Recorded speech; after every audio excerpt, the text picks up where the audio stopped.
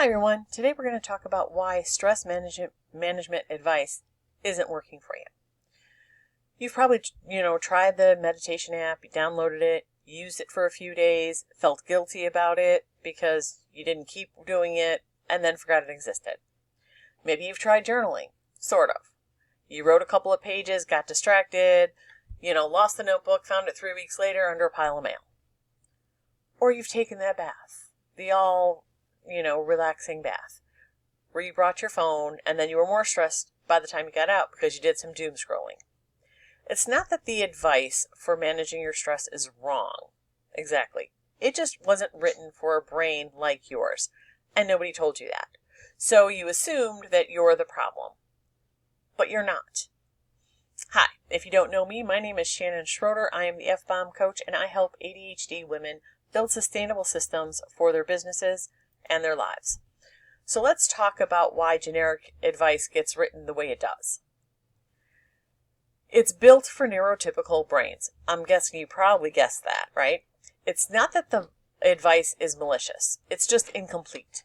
The people writing it, the people doing the research, weren't thinking about ADHD brains, sensory processing differences, rejection sensitivity, or the way neurodivergent nervous systems dysregulate and need to re-regulate.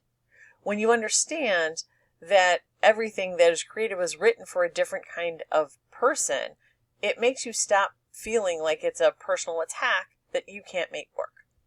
And it opens the door for you to ask a genuinely useful question. What would actually work for my brain?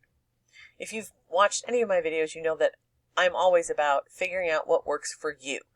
We're going to give you some ideas, but you need to understand why things aren't working so that you can figure out what is working. So here are 3 reasons why standard advice misses the mark. Okay, so first up we have task initiation. This is the catch-22 that makes standard advice frustrating. The time you most need to do your stress management practice is the time you're least able to start it. If journaling requires you to get out a notebook and sit down and begin writing when you're already in shutdown mode, the practice is going to fail. Not because it's a bad practice, but because the barrier to entry is too high for where you are right now. You're dysregulated. When we talk about sustained attention, if you're trying to meditate when you're already dysregulated, it's like trying to run a race when you've got a broken ankle. The tool requires something that you don't have access to in that moment. And when we talk about passive rest, this one surprises a lot of people. A lot of ADHDers experience unstructured, quiet time as anxiety-inducing rather than restorative. Doing nothing feels like you're falling behind. The stillness feels like restlessness because you feel like you should be doing something, so you're not actually resting. Let's talk about meditation. Meditation is something that is talked about a lot. We say it's a good thing, and the people who do it get a lot out of it. But here's what it asks you to do. Sit still, focus on one thing, notice when your mind wanders, gently return, repeat for 10 to 20 minutes.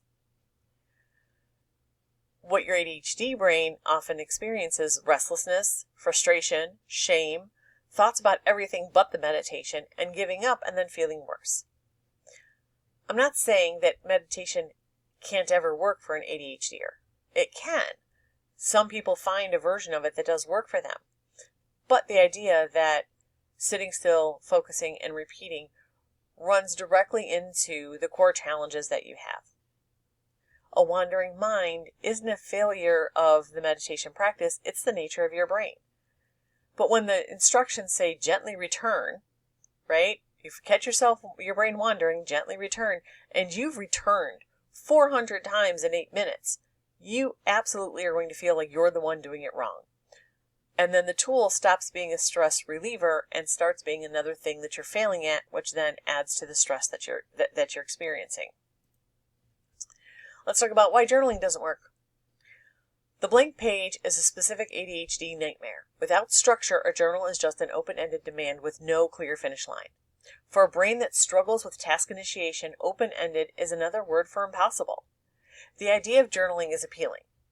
We understand that there are good things involved here, that we can get our thoughts out, that we can, manage our emotions a little bit better. But the execution without scaffolding is brutal. And then there's the inconsistency. Doing it, losing it, feeling ashamed, starting over. That becomes its own stress cycle. Okay? So when we're talking about journaling, because again, it's asking you to do things like sit, write, process, do it daily, morning is best, be consistent. But if you have a blank page and that paralyzes you, if you're writing by hand and your thoughts are moving faster than your hand, of course, you're probably going to lose the notebook. And then the inconsistency, the half-finished entries that leave you feeling worse. We're going to talk about what does work better, but first we're going to talk about one more thing that doesn't work. The problem with just take a break. If you know me at all, you know that the just anything is like nails on chalkboard for me. Because you've been hearing those things all year. Why don't you just? And we know that doesn't work. So just take a break assumes that you can stop mid-task without it costing you cognitively for doing that transition. It assumes that you're going to feel restored by an unstructured break. That you'll know when you've had enough in return, and that it won't turn into a 2-hour spiral or falling down a rabbit hole and things like that. This is something that when you say just take a break, what it might look like for you is that you step away to take that break, and then 45 minutes later, you're deep in a rabbit hole about something completely unrelated to your business or your stress, and somehow you end up more wound up than when you started. Again, because sometimes you'll do things like doom scrolling, right? That is showing you that your brain needs some kind of structure to rest and you didn't get it. The break became an open-ended task and your brain did what brains do. It filled the space with something stimulating. It's not that you're bad at resting. You're just bad at resting without a container, without some limits, without some structure to it. So what does an ADHD brain need to regulate? You need something that's fast. A low barrier to entry, it works quickly, it doesn't require 30 minutes of setup. It's got to be easy to get into. If it's physical or sensory, engaging the body, not just the mind. Structured or time-bound, it has a beginning, a middle, and an end. You can see the path. Genuinely interesting. If it's boring, you're not going to do it. And it needs to be flexible. It needs to be able to work across different dysregulation states, not just one specific scenario. When you look at these, I want you to think about what it is that your brain needs and measure that against the tools that you're currently using. Most people start to identify why their current tools fail when they see this list. They're slow, they're passive, they're unstructured, they're boring, they're rigid. Some of you might start to think of things that do meet this criteria, but you never really thought of them as stress management because it doesn't look like what stress management is supposed to be. Recognizing that change, that shift, is one of the most useful things that you can do here today. So let's talk the physical reset. The key word here is that it needs to be immediate. These tools work because they don't require you to first overcome a significant task initiation barrier before you can access the regulation. Putting cold water on your face or on your wrist takes 15 seconds. One song where you can get up and dance to, that's 3 minutes. Walking around your office takes 30 seconds, maybe a minute if your office is really big. The dose here doesn't have to be large to be effective. It just has to actually happen, and something that you'll actually do, because if the bar is low, that's going to beat anything that's theoretically better that you never actually do. So you want to find something that is immediate and that you can get right into. The structured rest. What does that look like? So first we want to talk about a structured break. To have a timer. You set it for 10 or 20 minutes. So it's not just, I'm going to go take a rest then when I feel better. You're not good at picking up when you feel better. Another way to do this is choose an activity before you stop working. What are you going to do during your break? Pick something that has natural endpoint. So put on your favorite episode of a comfort show. One walk around the block. One level of the game that you like to play to relax. When that timer ends or the episode ends or you've reached the end of the block, that means that the break is over. It's a natural endpoint. Body double rest. This is going to sound weird, but rest alongside someone else. Do a co-working call, coffee with a friend, a YouTube video of someone else working where you just you don't have to do your stuff, you're just relaxing. And usually we talk about body doubling as a productivity strategy, but it works just as well for recovery. The presence of another person, even virtually, gives your nervous system enough external structure to relax without spinning out. And then we have the active rest option. Using a hobby, a creative hobby with no stakes, doodling, playing an instrument, even as badly, building something small, something that you're not doing for money, something that you're not doing as a job, something that you do just because you enjoy it. That is something that gives you rest. It's refilling your well. And that is something that you want to build into because it is low stakes and it makes it easy. Again, that barrier to entry is very easy. So you need to build your personal regulation menu. The menu approach works for ADHD brains because it removes the decision-making burden from the moment of dysregulation. We've talked about when you're dysregulated, you can't access your executive function skills.